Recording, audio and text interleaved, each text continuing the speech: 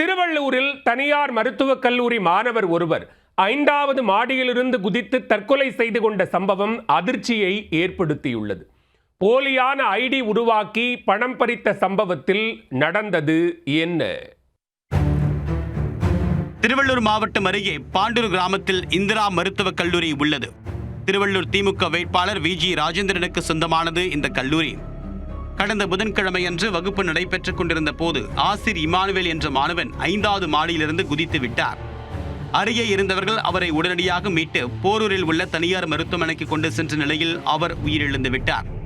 தூத்துக்குடி மாவட்டம் விளாத்திக்குளத்தை சேர்ந்த ஆசிர் இமானுவேல் மருத்துவக் கல்லூரியில் 2ஆம் ஆண்டு படித்து வந்துள்ளார்.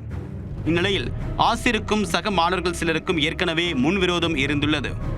போலியான ஐடியை உருவாக்கி பணம் பறித்து விட்டதாக ஆசிர் மீது சக மாணவர்கள் புகார் தெரிவித்து அவரை அவமானப்படுத்தியுள்ளனர். மேலும் மர்ம நபரிடம் பணத்தை இழந்த சிவப்பிரியன், ரஷீத், புகழ், கவின் ஆகிய 4 மாணவர்கள் ஆசிரை தாக்கியுள்ளனர். ஆசிரிடம் பணத்தை கேட்டு மிரட்டியவர்கள் மேலும் சில கொடுமைகளையும் செய்துள்ளனர்.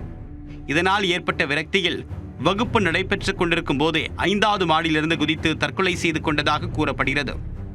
சிவப்பிரியன், ரஷீத், புகழ், கவின் ஆகிய 4 மாணவர்களையும் திருவள்ளூர் தாலுகா போலீசார் கைது செய்து விசாரணை நடத்தி வருகின்றனர்.